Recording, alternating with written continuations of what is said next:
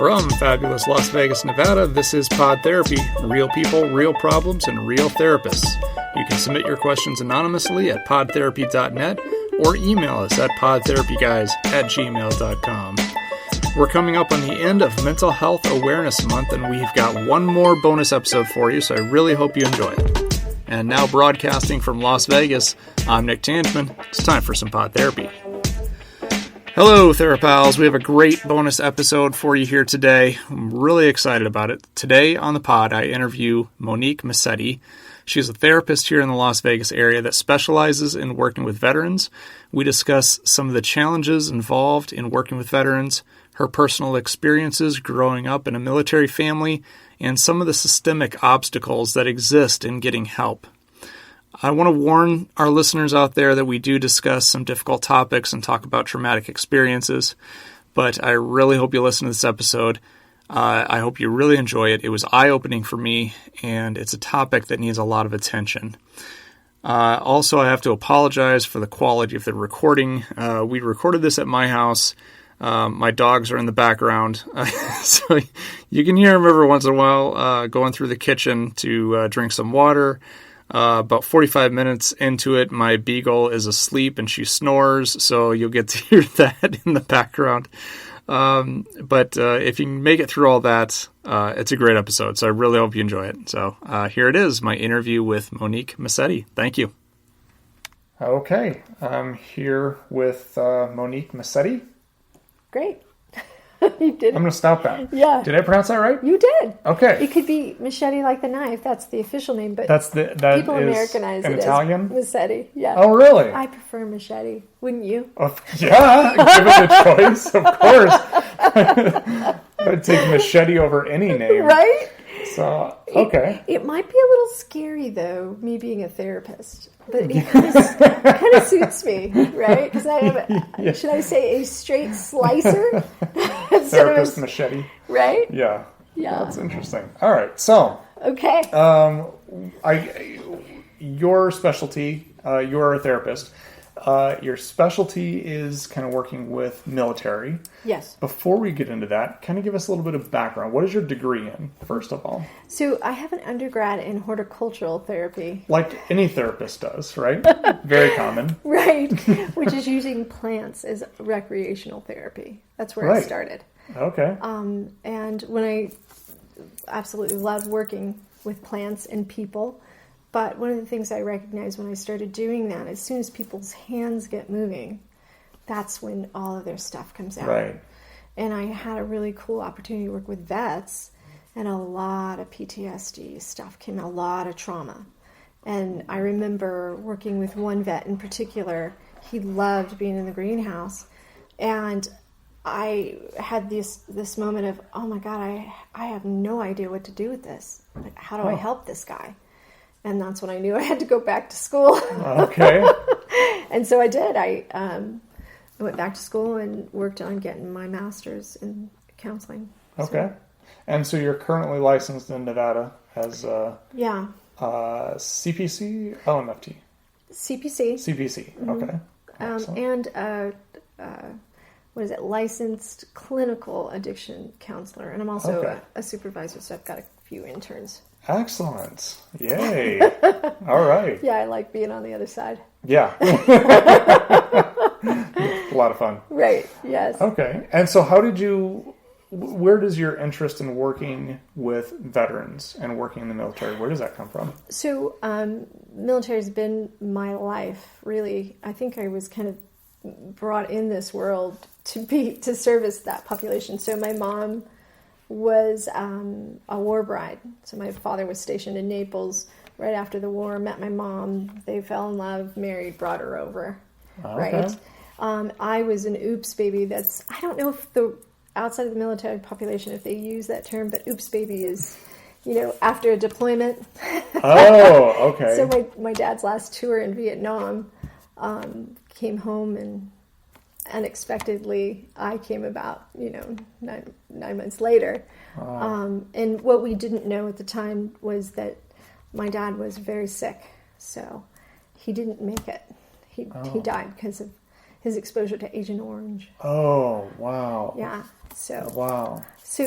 Kind of coming into the military that way, being, first, I consider myself first generation since my father wasn't there. Right. And my mom was, right? And so, right. I had to break a lot of the traditions of, it was very specific that this is not the Italian way to do things. It's a very American way to do things. So we always had that cultural battle and being a part of the military community. So like if we ever got sick or anything happened, we would go on base and take care of stuff. So it was a part of the community, but not fully a part of the community. Okay, so kind of like between worlds mm-hmm. in a way. Mm-hmm. Okay. Mm-hmm. What do you think was different kind of growing up that way as opposed to growing up completely disassociated from the military? Culture. So, growing up in a different culture, with my mom being Italian, military culture, the language, the expectations of hurry up and wait. Like we always had to be super early for something, which made no sense to me. And then wait still makes no sense to me because I prefer to work on Italian time. But just the... I remember when I broke my nose and we had to go on base, right? And I had a concussion, but I didn't know at the time. And I was trying to stay upright, and the military doc walks in and he goes, "You broke your nose, not your legs, get up." I was like, wow. And I just proceeded to vomit all over the place. And he's like, "Hold on a minute." That's when he realized I had a concussion. And so the bedside manner is a little bit different in the military. Yeah. Okay. And this is old military too, right. So, Okay. Yeah. So you kind of grew up in that lifestyle. Mm-hmm. Did you know, like at a young age, that you wanted to work in that population? Absolutely. I actually wanted to serve. Oh. But in fact, I have numerous family members who had. But at the time, so I suffered from adolescent onset depression. Grew up. My mom was grieving quite terribly. Sure. So I had no control over my depression at the time, but I really wanted to join the military, and I wasn't able to because I was a high school dropout. Back then, they didn't take high school dropouts. Oh. So I did the next best thing. I married somebody in the military. So you were getting in one way or the other? Pretty much. Okay. And I was really excited about the lifestyle. I had like very specific things that I wanted to do by being a spouse. I really wanted to go to Germany. I really wanted to go overseas. And we were able to do that. I got my clock by a German clock. And the experience of going overseas. So just being a part of the community, it was amazing. Wow. Okay. So then you get into, you're now married into the military. Yes. You get into doing the therapy. Bring us up to today. What is your current role? So a couple things. I don't have the right initials by my name. So I'm not a social worker. Right. I didn't know this going in. I went to grad school while I was in Germany with the University of Maryland because I had just gotten my undergrad. We, got stationed in Germany. There was nothing for me to do, and I was trying to get into grad school, and I found University of Maryland, and I found the counseling degree, and I was so excited. I didn't recognize that the federal system is really partial to social work. I had no idea. I didn't do my research. In fact, myself and all of my peers in my cohort, we were all working on the same idea. We wanted to work with vets. And so I took every opportunity I could to research vets and military population. So I concentrated on military population, but had no idea I wouldn't be invited into the industry. And for our listeners, this is a good point to bring up, because when we're talking about therapists, there's not one therapy degree. There's a multitude of different degrees you can have. You can be, there are some clinical psychologists that have a, therapy practice. There's LMFTs, licensed marriage and family therapists, certified professional counselors, LADCs, and the gold standard seems to be the social work degree. Of course you would say that. Because that's what I have. Yeah, you're a little But partial. I don't. Yeah. But I don't actually have the license for it. I just have Right. the background. But yeah, that seems to be like the golden ticket. It is. And it's because it's one of the biggest reasons why is because it's kind of universal across the United States. So the Right. reciprocity between states is pretty even. And you can diagnose a lot with it. I think, too, social work has been around longer. They've got a stronger lobby. Right. I mean, that's part of what social work is macro level Right. change. So it's Right. lobbying. Yeah. Yeah. And again, I've been told in many settings that we don't know the medical model. And I'm like, hey, I get that. I've learned numerous models. Give me an opportunity to demonstrate. If it's a class, if it's a certification, hey, no problem. I can Right. do that. But it's just you don't have the right initials. Yeah. You know, go back to school, get another master's or a PhD. I don't know that I want to do that. Yeah. Just to work in the military population. So for the most part, I tried everything I could to get in. I worked as a mental health tech, as a contractor. I tried that and thought, ooh, you know, I'll make connections and so I'll catch a job. The only way I could have gotten hired was as an addiction specialist, but there were two there and they weren't going anywhere anytime soon. And I thought, well, if I'm on death watch waiting for a job, this just isn't going to work. So I just kind of thought, okay, it's just not right for me to get into the military population. And so I kind of I actually took the job at your agency and kind of went in addictions. And I was always thinking, you know, what I know statistically about vets and military, what brings them in to therapy is a domestic violence issue or an addiction issue. So I thought, let me get my experience here so that, you know, I can kind of check off the blocks and maybe this is going to be an area where I can serve the community, you know, just kind of doing a different route or a different system. Since you brought that up, let's jump into that because I have a theory as to why that is. You said the thing that brings them in is either domestic violence or addiction. Absolutely. Why do you think that is? Well, you got to understand the military, and one of the major criteria for everybody in the military is they have to be able to still do the soldiering. Again, you can tell I speak Army. Not all of them are soldiers, but they still have to be able to carry a weapon. All of them have to qualify to be able to carry a weapon. So if they have a domestic violence issue or they have any kind of mental health issue, it could stop them, it could prolong them from qualifying, which would mean they cannot do their job, and they have an opportunity to either A, fix the problem, or B, get out, get forced out. Right. So it's kind of an ultimatum at that point. And so I don't know if this is appropriate or not. When I did work at behavioral health, I noticed very carefully that treatment was lower level stuff. Okay. So, and same thing with the VA. Back when I started serving this community, the VA appeared to be, to me, in a dual relationship. So, VA makes a determination, hey, you're done with your military service. We're gonna take a look at what's going on with you, and we're going to decide whether or not you have a disability and how much we're going to pay you.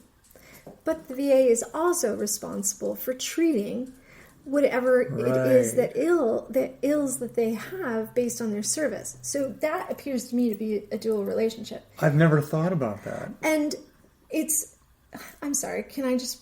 Yeah. I mean, bullshit. I can. It's total bullshit. I could edit out anything you want me to. I'm not going to, but I just want you to know I could edit out. Total bullshit. Can you imagine? The VA they're basically your key holder going, you know what? You've exited the military. So, and the way they were with PTSD, they were so incredibly stingy with that diagnosis. I'm not trained to say, you know, hey, if I give you a post-traumatic stress disorder diagnosis, this other department over here is going to have to pay a shit ton of money for you for life. Right. So I don't want to answer to them. I'm trained to say when I see, symptoms of post-traumatic stress disorder, multiple deployments, multiple deaths, multiple, engagements in battles. There's something going on here. Let's take a look. Not crap. We're gonna go over budget on payment. So for a while there, the VA they were only diagnosing, and I can't say, I'm not an expert in that. It appeared that they were very stingy with their diagnosis, and that people had to be incredibly severe to receive a post-traumatic stress disorder diagnosis. So we're talking about chronic homelessness. Right. Homelessness can be part of post-traumatic stress disorder, but come on. Right. Come on. So I was just really bothered by that kind of disparity. It has appeared that the pendulum has swept the other way. I'm seeing a lot more people who are in the system who come to me and, as in the civilian sector and say, yeah, I do have a post-traumatic stress disorder diagnosis. And I'm like, you got it from where? I'm like, did you go to a doc and then go to the VA? And they're like, yeah. I'm like, okay, wait, does the VA recognize that you have post-traumatic stress disorder diagnosis? He said, it's funny you say that. It took me a long time to get them to, yeah, I know. Do you think part of that is because we're a lot more, we as in therapists and the community is a lot more vocal, and we're a lot more attentive to PTSD, and therefore it's almost kind of putting a little pressure on the VA to be like, hey, this is a bigger deal, you need to start treating this? I think that it's kind of a weird thing. I know most of the civilians I've worked with either who are clinicians, or even, like if I had a mixed group with vets and, addicts, right? Because I treated a lot of vets in an addiction setting. Most people just think, that has PTSD. It's just something that people are just thinking that the two go together. And I think that people are trying to be aware of what service would mean and how difficult it could be. But I think that it's more of just kind of like a knee-jerk, stereotype. I think that those of us in the civilian sector, we're trying to understand it, and we're trying to be open to it. But I think my experience with most civilians treating vets is it's really hard to treat a vet, and vets are really tough to crack. And so most of the clinicians I worked with, they're like, yeah, I'd rather not.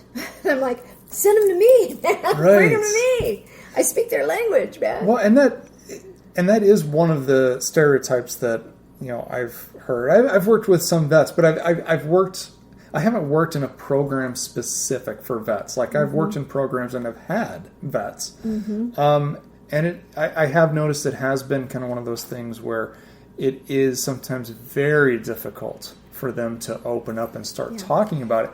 But I always kind of assumed that part of the issue with them getting help was that, which I think is. But now what I'm kind of hearing you say is that there's a much larger systemic issue going on in getting them help. So the last program I was at, I was pushing. So I was pushing for a vet-specific program. I went to the training to do the first responders and the vets, the vet-specific workshops, and I was pushing to we wrote a trauma protocol with vets in mind.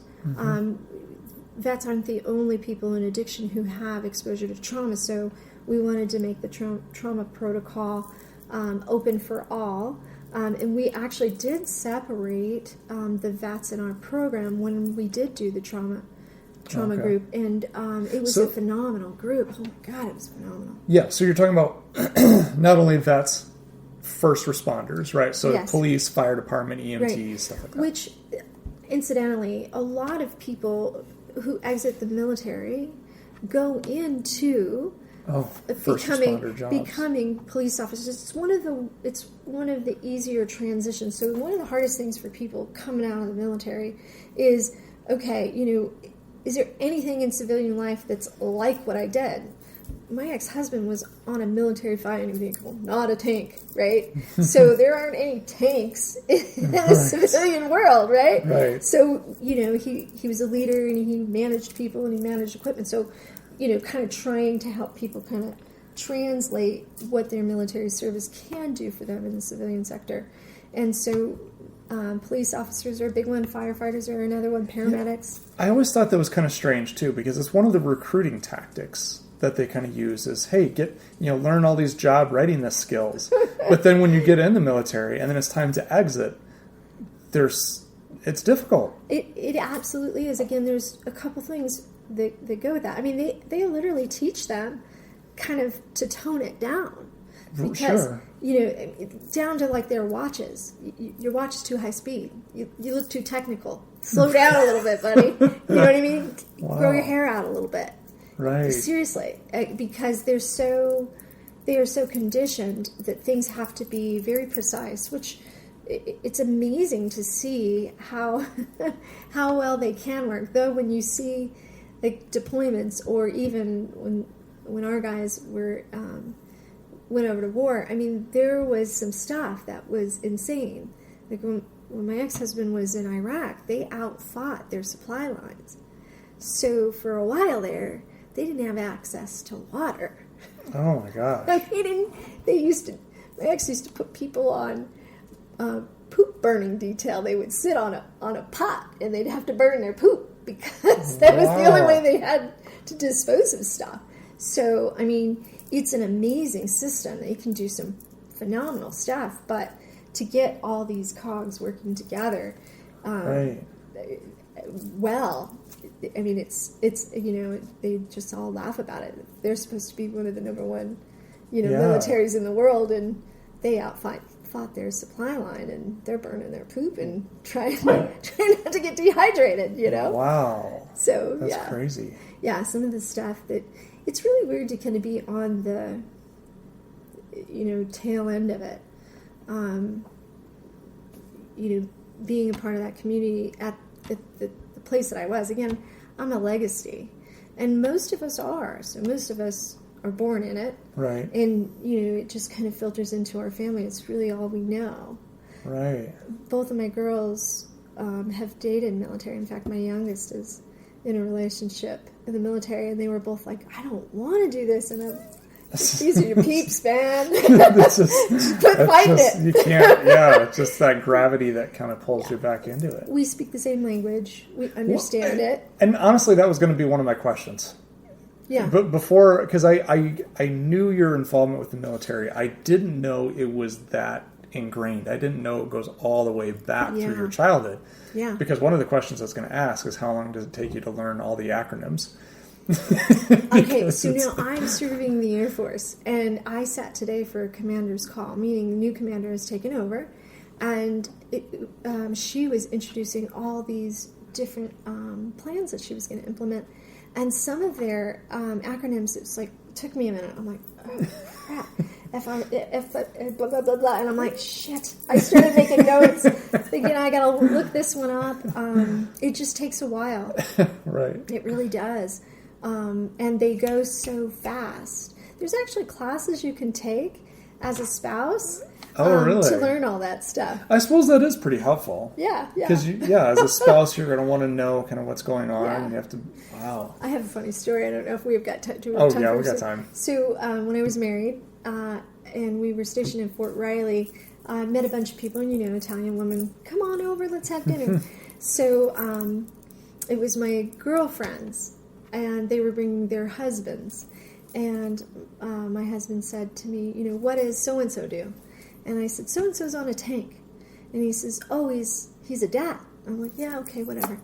So we keep going, and we're all sitting down to dinner, and I go, hey, Joel, David tells me you're a dad. And he looks up, and he goes, yeah, I'm a dad. And I proceed to get the kick under the table. What'd I say? And so after dinner, they quickly leave, and he's like, why the hell did you call him a dumbass tanker? I said, when did I say that? He said you called him a dad. I said, I didn't know I was calling him a dumbass tanker. Why didn't you tell me? He's like, I go, do you think that's why they laughed? He's like, yeah. decided to join the military. And he wanted to be on a tank. So there's a big rivalry between Bradleys and tanks. So my nephew decides he wants to be on a tank. And so he's like, I get to be on a tank and I'm going to wear spurs and Stetsons. And I'm like, no, Scotty, no. So then he goes, I was like, Scotty, you're going to be a dad. He goes, what's that? I go, ask your friends, they'll tell you. I gotta go. Emily, that's not funny. I'm like, what? Did somebody tell you what a dad is, honey? He still hasn't forgiven me for that one. He still brings that one up. But yeah. Wow. So yeah, I mean that's a whole different culture to learn if you're not familiar with it. And even what I'm hearing is even though you grew up in it, you're still constantly adapting to it. They're all very specific about what they do, even down to units. So like when we were stationed in Fort Riley, David did a lot of his promotional stuff there. So you have to learn military history. You have to learn all kinds of stuff. I know far more than I ever needed to know about 116. That was the unit that he was affiliated with. And it goes back to like Indian Wars. I mean, I'm serious. Oh, wow. They know battles, they know awards, because the units get awarded this stuff. So they have to like clock off that knowledge.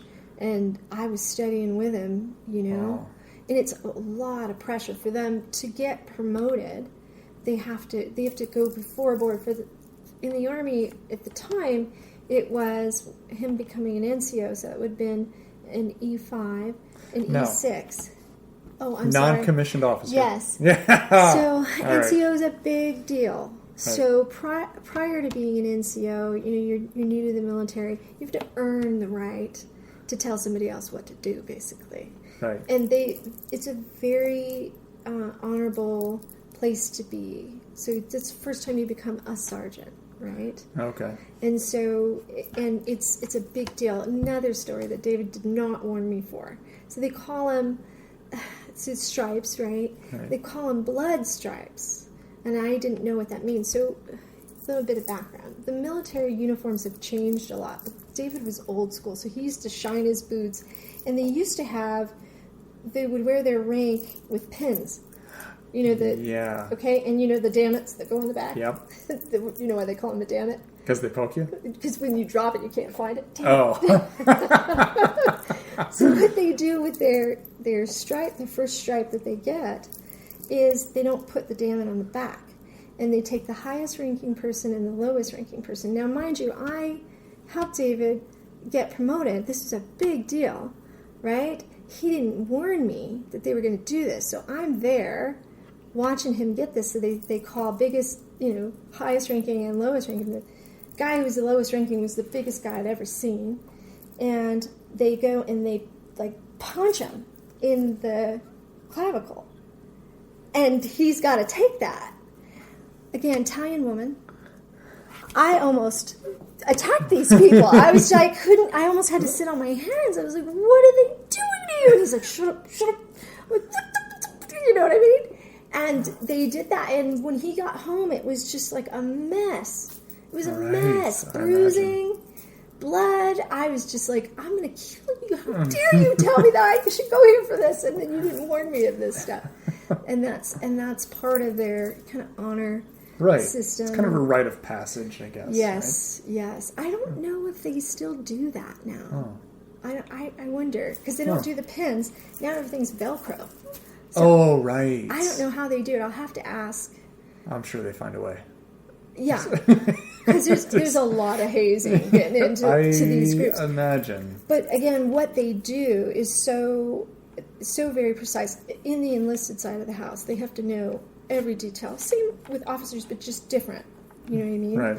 So officers typically come in with a degree, and then it's a lot more, as I understand, political on how they gain rank.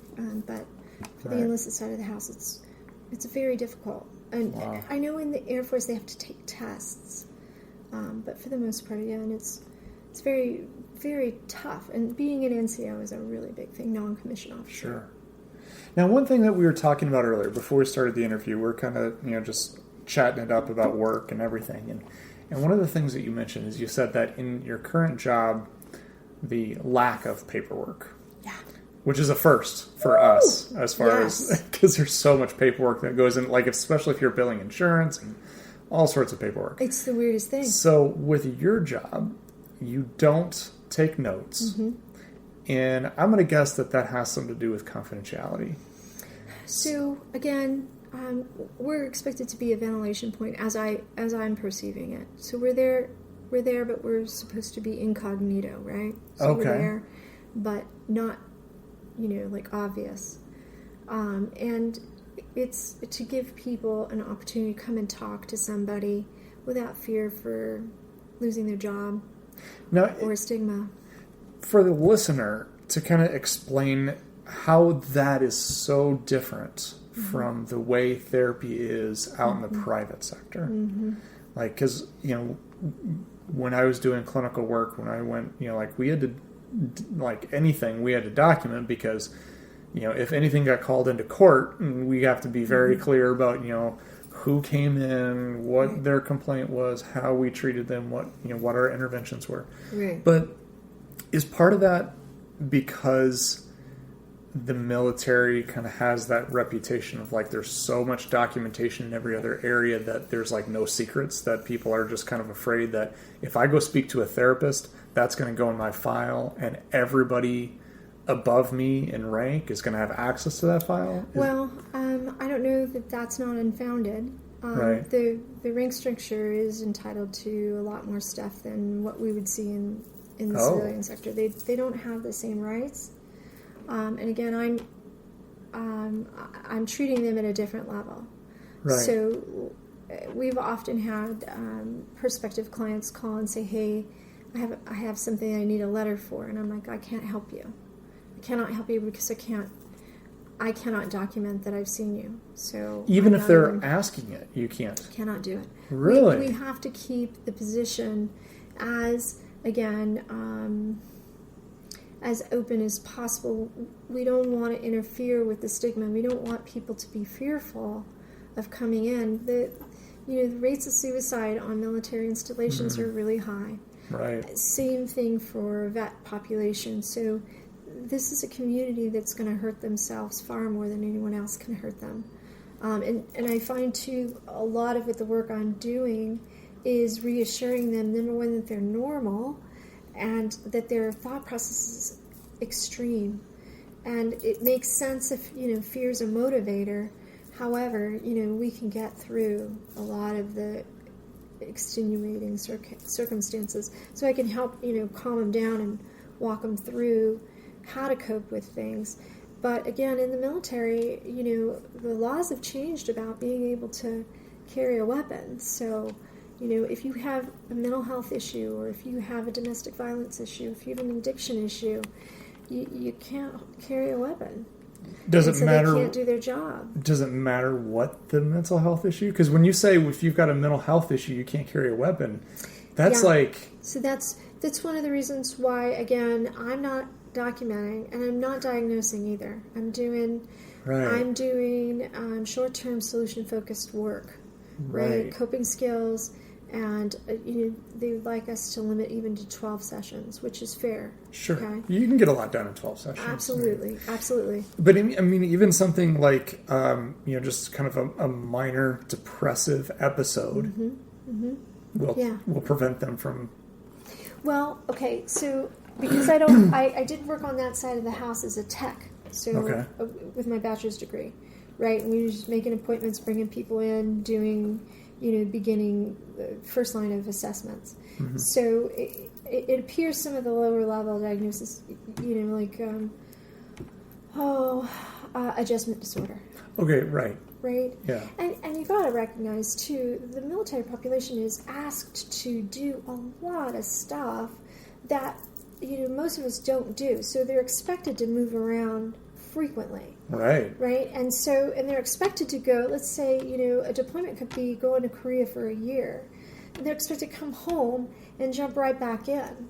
Yeah. You know what I mean? They do get some leave time, but it's going to take a little while to, even if you go to Afghanistan or Iraq, how do you slow down and readjust to, they call it life in garrison, meaning when you're stationed stateside and you're just doing, your training stuff, you're preparing to go to war, right? Which is what most of them do. They prepare to go to war. Used to be that they didn't go often, but that's changed since Iraq and Afghanistan. So now most people go. And the rotations are different. It's certainly based on what they do or even what branch of service they're in. So, and they're expected to come back and just roll with it, and don't change, don't be upset about it. Just shut up and get to work. Right. And so, that's a lot to adjust to. So it makes sense that we could have a starting line, diagnosis of adjustment disorder. It doesn't stop them from doing their job. It, gives them an opportunity, just to kind of work with, can we kind of come out of that? And if people, don't respond well to that, then the threat of being discharged happens. Wow. So in your work with this population, if you were to kind of make comparisons to your work outside, like in the private sector with the civilians, are you seeing different patterns, or do you have people come in to see you for things that you didn't see as often in the private sector, or is it pretty consistent? I would say the weird stuff that I saw with the vets in the private sector, first of all, the fact that we were treating vets from the VA because we were a choice provider, that was really cool. I didn't ever think there would be a day that the VA would openly say, hey, we can't treat people, so you can, which, again, another dual relationship. As I understand choice, the VA that refers is responsible for actually saying, hey, we can't treat this person here, these people here, and we're also going to pay you for doing what we cannot do. Again, dual relationship that just ain't pretty. Right. Just ain't pretty. But anyways, we had a lot of vets that came from the VA that were in choice. We also had a lot of vets who were not in choice, meaning they had their own private insurance. So let's say they did, 6 years of service, probably gone to Afghanistan, probably have gone to Iraq, Korea, wherever, but they're not coming to seek services through through the VA. They were seeking services through their private insurance, and we saw such a disparity in care. So the VA, for the most part, would give us 90 days, which was amazing to have, but private insurances would not. And we had people that were working on the same stuff, basically sitting in the same group as vets or first responders, yet they weren't accessing it through the VA. And many of them, so in order to qualify for VA service, typically you have to retire, right? Or you have to be disabled. Right. Okay. So you retire in such a way that says, hey, I got an issue, and the VA says, okay, we'll take care of you. Many people who don't do the full 20 years come out of the military with very little knowledge that they could go to the VA and get services. That it's changing now, but it's still a little bit of that honor system where they don't want to access the system because they don't think it's appropriate, and a lot of them are very, very sick. Yeah. But they want to, it needs to be for people who are really sick. And many times I've said, you're too sick. You really need to go to the VA and access some services. But it's a whole other system too to actually go in the VA and say, hey, not only am I sick, but I'm sick because of my service. It's not natural for that population to even speak that way. Right.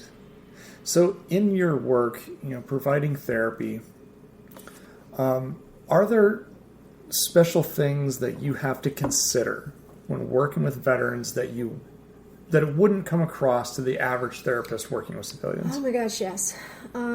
So, comparing, okay. So if I'm working with an addict, okay, let's say, and I don't know, am I speaking a foreign language? If I work with an alcoholic, it's very different than if I'm working with an opiate addict, okay? Right. Somebody who has gotten their addiction to an IV, where they need to use IV or have become homeless or, have to prostitute. The disease progresses. And so one of the things that happens with vets is that, first you got to know what branch. Then you gotta know. Then you gotta know what rank. Then you gotta know. So all that what is language relevant. They speak. Absolutely. What did they do? What did they do in the military? What was that like for them? How did they come out? A lot of them. If somebody was dishonorably discharged. So for a lot of people who, let's say, do multiple tours, and the only way they deal with it is drink themselves to oblivion. Let's say they get a DUI, heaven forbid, a DUI on post or on base. They are up for a dishonorable discharge. I understand there is a class action lawsuit going on where a lot of people who've been dishonorably discharged for post-traumatic stress disorder, symptomatic behavior, addiction, symptomatic behavior, serious mental health issues that are symptomatic, that the military deemed them as a bad guy. Right. And, it's probably whatever coping system that they had at the time, because, again, it's so hard to access care, either the fear, the stigma, or both, right? Now, so I'm gonna ask a question that's going to highlight my ignorance on the topic, but if you are dishonorably discharged from the military, do you miss out on a lot of the benefits that you would get in normal retirement from the military? So access to the VA. So you've got a condition that was, if not created, at least made larger by the fact that you were in the military. And then your coping skill for dealing with that got you kicked out, which cuts you off from access to care for that condition. Pretty much. Wow. One of the things, it used to be that the VA was really looking for malingering for a lot of symptoms. Oh, yeah. I mean, that was there. And again, let me just say, I've never worked for the VA. I wasn't able to get into the system, but that was the kind of overwhelming impression that they were looking for, that it was malingering. And it used to be, I got to kind of back up. So there's a couple things that's very personal for me in this whole idea. So when my father was sick, so again, my dad did his last tour in Vietnam. He had come home in 1970. Okay, I was born in 71. He died in 72. But when he first started having symptomatic behavior or symptoms of, he had Hodgkin's lymphoma. So he had flu-like symptoms. Now, mind you, my dad, believe it or not, my dad had the flying cross. At one point, he grounded a plane because it was overweight, took a bunch of crap for it, but saved everybody's life. So they awarded him with the flying cross. Oh, wow. Huge, huge deal. Yeah. It's like one of the top 3, honors you can get. So this guy was, highly decorated, right? And he was sick. And so at that time, the thought process was that he was a POS, a piece of shit. So he got a lot of shit for being sick. And when they finally figured it out, not only him, but a bunch of people he worked with were just as sick. And they just all started getting sick. What makes it worse, back then they used to do exploratory surgery. So they knew my dad had cancer, and they went and opened him up to look to see where the cancer was. When they closed him up, this happened at the VA, closed him up, they left a sponge in. Oh my God. They didn't know that they had left a sponge in. This is, again, 1970. And what happened was he got an infection in his abdomen and his wound burst. And so that's really what killed him. So he was immunocompromised because he had Hodgkin's lymphoma. Anyways, there's no opportunity at that time to sue. Right? You don't sue the government. Yeah. So they admitted at the time that my dad had a service-connected death. He was 36 years old when he died, which is phenomenal. And, so it was more about what went wrong for him in his treatment. So Yeah. the whole idea of the VA back then was you had to demonstrate that you had a need for treatment. Like they used to say, if there was any kind of a concussive event or any kind of an explosion, they used to say that you had to be within a certain radius of that to have a claim. And it was on the military personnel. It was their burden to demonstrate that they were there. Can you imagine what that must have been like for those guys? Yeah. I've treated many a Vietnam vet who talked to me about that kind of a burden, how much time it took them to get approved within the VA for need of treatment. And they're even admitting that Agent Orange, how long ago did it happen? I want to say it was like in the 90s or the late 80s that the government finally said, yes, Agent Orange was an issue, and these are all the diseases that you can have that we will fully fund you to say. And same thing with Desert Storm, same thing with OIF, so Iraqi freedom and Afghani freedom. Yeah. So it's a hot mess. Yeah. And so there's always that, the weird part of when they're active, they don't want to say they're sick. When David came back from Iraq, it was horrible. We got him treatment off post. We paid cash to get him some help because we didn't want to affect his career. Right. When he was getting out, man, he was listing it all. Yeah. And he ended up getting a great disability rating. The weirdest part of that is he used some of the damage. In the military, they have this phrase, shit rolls downhill. Right. So what happened to us, he became very just lost in it, very sick, and he took it out on us. Yeah. He used that as a means to say that he was 100% disabled. He got it, which then X'd me out of my benefits that I wasn't entitled to any of the retirement or any of the pension. In fact, he was suing me for alimony, and it's still not fully settled. So I have that little bit of a fear that, holy shit, if I make too much money, I'm going to go back to court. Right. So anyway, treating the military and treating vets is such a complex issue because, Because I feel like, you went into talking about all of these aspects behind what's going on, and we still haven't gotten yet to the reason why they came in for the appointment in the first place. It seems like there's just so much stuff behind the scenes. Does it feel like it takes forever to get to that point? It's like treating somebody who's been chronically homeless or somebody who has a very significant diagnosis. Right? Like bipolar disorder or schizophrenia or schizoaffective. And by the way, they have those similar diagnoses as well. It's not, all of us don't just come in with post-traumatic stress disorder. They usually have, an addiction issue and, a legal issue and, homelessness and whatnot. The wraparound that's needed to really care for this population is significant. Yeah. And the VA is outnumbered, and they really are struggling to care for all of them. And the system, again, is broken, in my opinion, of course, because I'm a CPC. Sure. My thoughts are get all hands on deck. Right. Let's get everybody out there to help. Bizarrely enough, I can treat somebody in the civilian sector that the VA said I cannot treat within their hospital. It makes no sense to me. That's really bizarre. I can treat them as an MFLAC.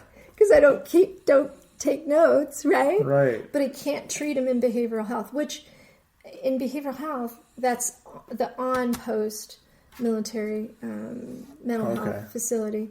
They're not doing what we would do in an inpatient facility, which incidentally, my first job in mental health in Columbus, Georgia, we had the all of the clients that came from the military installation, that they had on post maybe a 35 bed, and we were a 150 bed facility, so we got all the overflow.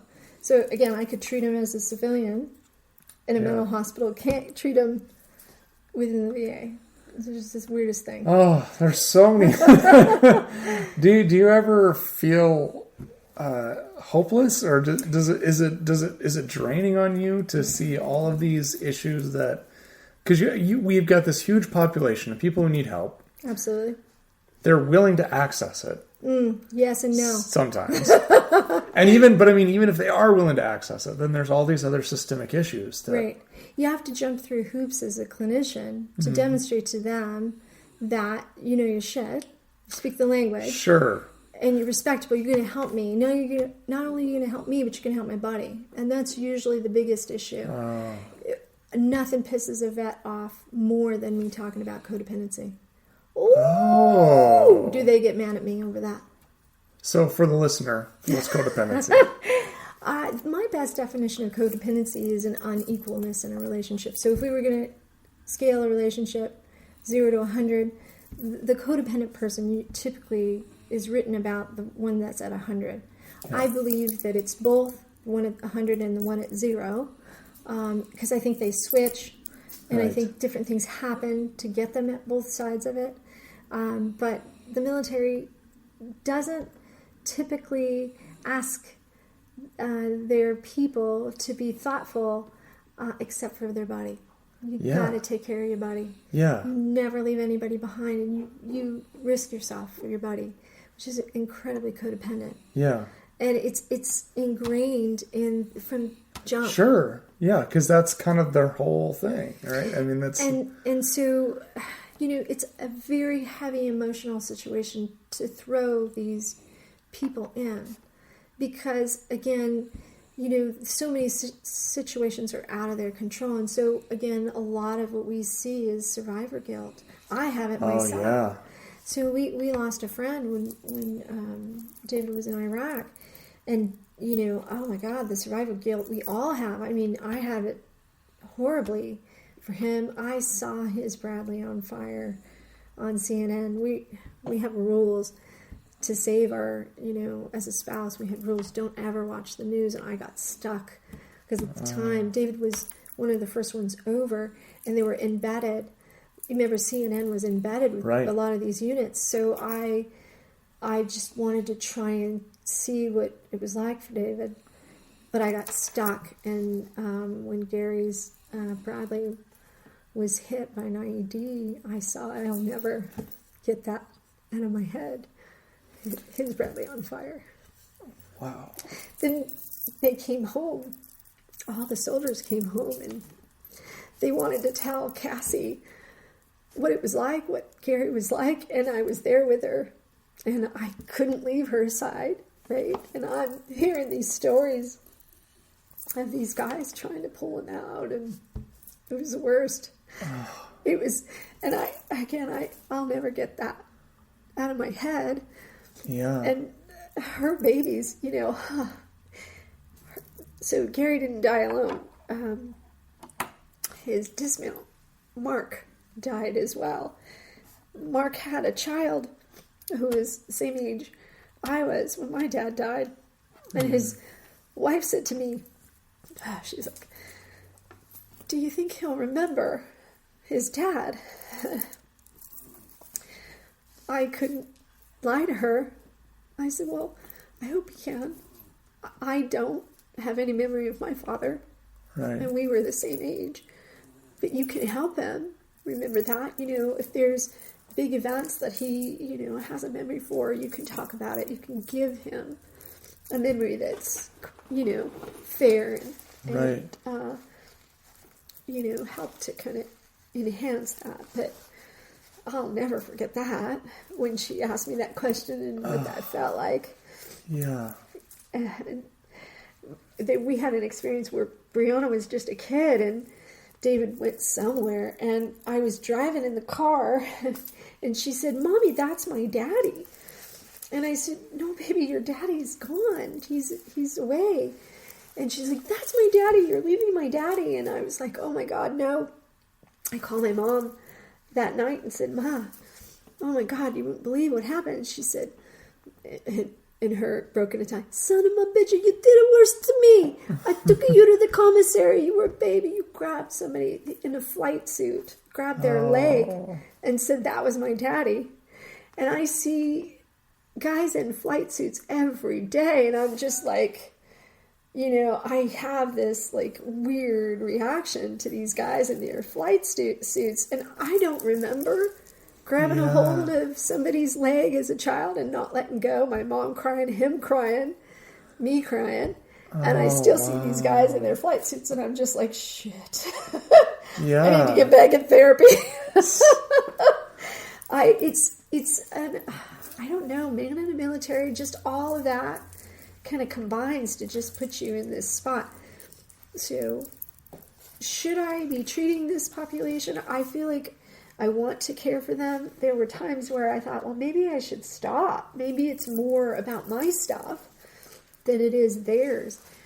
When I got out into the civilian population and I started to recognize that there were vets that were meshed as civilians, I recognized I have the ability to speak their language. I can get the buy-in. I can check my stuff at the door. In fact, when I do talk about some of the stuff that I share with them, again, Gary's story, Cassie's story, even my divorce, it tends to give them an understanding that I've kind of earned my chops. Yeah. And I'll talk to you.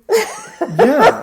And that's really important. Yeah, that's incredibly important. And having something, some kind of lived experience that you can offer can be very therapeutic and very helpful in that therapeutic relationship. Right. Actually, the last interview I did when I was talking to Junior about the same thing, like he's got 15 years recovery. Right. I don't have that, I've got a college education and a master's degree, but when I go in there, I can have meaningful sessions. I can do a lot of really good work, right. But I never have that been there, lived experience connection with somebody. Yeah, it helps. Mm-hmm. Even dealing with somebody who's first generation, there's a lot of people in the military who actually come to the United States to get their citizenship by serving in the military. Right. So, even, talking to a client in my, she's like, my English, she wants to join the military. Her English isn't very good. I'm like, well, let's see if you can take the ASVAB in Spanish. Let's at least check. Right. Right? I mean, I'm helping her find English as a second language classes and things like that. Again, I get that. Yeah. I still hear my mother screaming at me in Italian. So, at least I learned to speak and write the language. So again, There's so many parts about being in the community that you just wouldn't think, you would deal with. Again, people who don't speak English, or, people who first time they've ever been to this country and all of that stuff. Oh my God, my mom, the stories they tell about my mom. Apparently I think they were in France. No, I think they were in South Carolina. She got snails somewhere and was going to cook them. And my dad had to tell her, no, they're poisonous. You can't eat the snails from the yard. She was so excited to make escargot, But yeah, so there's all kinds of, stories that I grew up, anecdotal parts of the military and all of our kind of assimilation into American military culture, I guess. So, looking forward, what do you see is kind of the current state of events with mental health, with the veteran population, and what do you see kind of happening in the future? Do you feel like we're going in the right direction? Are you hopeful for things changing? I think for me as a professional, I've always have been challenging myself to write. I don't think that first of all, research on the military population is pretty new. Yeah. The VA and the military hang on to their stats. Oh my God, with an iron fist. So it's really hard to know what we're really dealing with. So again, working with the vets in the civilian population, I was pushing for a program. Most people are like, what the hell? Why do we need a vet-specific program? And I think that's crazy. Right. We need it because it's so hard to get in there. And the numbers of suicide and death are just high. Relapse and overdose and, all of it. It's awful. So I would like to write. I've been creating a workbook, just foundational stuff that I just do with all my clients. And I would like to do one that's vet specific, just because, just kind of a highlight to help a therapist, talk to them about their MOS. In fact, rank. You need to know the difference between an officer and an enlisted. Please don't call an officer, sergeant or an enlisted sir. Oh my goodness, there's just big faux pas that you just don't do. Right. And so, just the basic stuff, I guess, and then just trying to kind of help people to, kind of bridge the gap of understanding them as a population, not necessarily so that we can kind of, separate them, but just to understand them and treat them in a way that would be holistic and fair to them. Even within the VA system, a lot of the clinicians that I know that work at the VA or have worked for the VA, they don't speak a lot of the language. There's very little research about how can a civilian help somebody in this system. Again, my first week as an MFLAC, I was told, one of the staff members, she said, she was retired military and she came in as a contractor. She goes, I would never talk to you if I were active. And I said, really? Yeah. She's like, look at you. Those shoes, I don't know how you walk in those shoes. She said, you're not approachable. Wow. And it's the same shit we get from addicts, right? Yeah. What are you, reading that out of a book? How are you going to help me? Like, what the fuck ever? I ain't got nothing to prove to you, buddy. Right? I promise you. I remember when you were my supervisor, you taught me that whole thing, well, would you ask a surgeon? I used to do that. I don't do that shit anymore. I teach my interns that. But, look, I'm really straight with them. I'm like, look, I get that you don't trust me. Cool. That's great. Yeah. Hear what I have to say. And, I am more than willing to explain anything to you, answer questions, but right now I'm going to talk and teach you something here. And so if I don't prove that I know what the hell I'm talking about, then you have every reason to leave my group. And for the most part, they would either A, leave my group, or they're like, bitch. and then usually I would get them. But nobody has time to, stop and prove myself to each and everyone in my group. It's like, either you come along or you don't. You're not ready. And the vets are a little different. They like it when you're straight with them. Sure. I was in a group with the vets, and it was a mixed vet. And one guy was sitting in the front, and the whole time he's writing shit down. Oh, this is really cool. And he's like, Army, definitely Army. And I'm like tuning him out. And then later I'm like, what? He's like, you're Army, aren't you? And I'm like, oh, yeah, I guess I am. That's funny. My father was Air Force, and my ex-husband was Army, so I speak way more Army than and I don't even know when I turn into that Army wife or that Army. Right. The transference I got from many of the vets was, you sound like my ex-wife. And I was like, oh, really? Oh, shit. Wow. I need to tone my shit down. It's a problem. I'm sorry. The multiple times I've been threatened to be killed, it was mostly by vets. Oh, really? Ones that transferred for me as their ex-wives. So clearly I need to watch my shit. Yeah, that's definitely something you have to look out. I would have never thought of that. Yeah, the last time I was threatened to be killed, that was it. The recent. Oh, okay. That's good to know. The many times I've been threatened to be killed. I've been threatened to be killed, but I've never... Like, there was one guy that threatened to kill me. He was like a drug dealer, and he threatened to, like, put a hit out on me. Oh, nice. Yeah. But I didn't take it very seriously. Like, he was... I don't know. No, this guy was gonna choke me. Wow.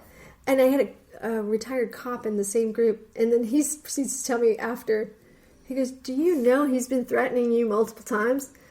I'm like, "Oh shit." Oh, that's scary. He would like allude to sleeping with his gun under his pillow, and that maybe he had his gun in his truck, and I'm like, "Fuck, how did I miss that?" Wow. The guy was a cop, so Right. oh, that's one of those moments you're like, "Oh shit." Wow. I might need to stop doing my job and really think about what my body is doing right now. Yeah. So, last question I have for you. Okay. Because we've got a lot of people who listen to this show who, some of them are connected to the military, but specific to the folks that listen to this show that know nothing about military life, what is it that you think would be the most valuable thing for them to understand about this population? Mm-hmm. Ooh, it's tough. It's really hard to break through. Yeah. You have to earn your way in. And something very minor, which they will not tell you, is it for them. When we first started treating them at the agency I was at, we had a lot of them just run away. They would just... Oh, so whatever it was just triggering them, but you never found out what it was. Huh? So I made a point out of talking to them about it. I'd say, we've been treating vets for a little while, and our numbers of people just running away are really high. And it kills me that I could help somebody and they run away from it. Mm-hmm. How can I help you? How can I help your buddy? I just get right in there. What do I need to know that I don't know? I had one client most specifically, his PTSD was so bad that he had to sit in a room with the door open and he had to look out. And he was always tracking everything I said and he would comment on it. And he could write everything on the board verbatim, but I had to let that guy just sit and had to have a lot of patience for what most people would take as disrespect or, them, being insubordinate. You know what I mean? Right. But that's not it at all. Right. And they are very hypercritical of their buddies. So, like, if they get a buy-in, let's say, for instance, they trust me and their buddy wants to mess with me, they're going to be all over their buddy. Right. If they have a buy-in for me. Right. And vice versa. If I get on their buddy and we haven't had some sort of a deal, then they're going to come at me. And so we kind of, had to make peace. A lot about rapport building. Wow. But it's consistent. And I think for a lot of them, once you hit a certain point with it, that they're going to stay with you forever. And that's their expectation. Right. We're in now. Exactly. I'm going to be with you forever. Okay. Well, Monique, thank you very much. I appreciate absolutely the work that you do. I think all of America appreciates the work that you do. Well, so thank you, and thank you for being a guest on the show. Well, thank you. All right. I can't wait to hear it. Oh, yeah. And that's all the time that we've got for this week's episode. I really hope you enjoyed it. We want to thank our landlords, the Ice Cream Social Podcast, and thanks to all those of you who contribute to our show. We really appreciate it. Remember, pod therapy isn't something you should keep all to yourself.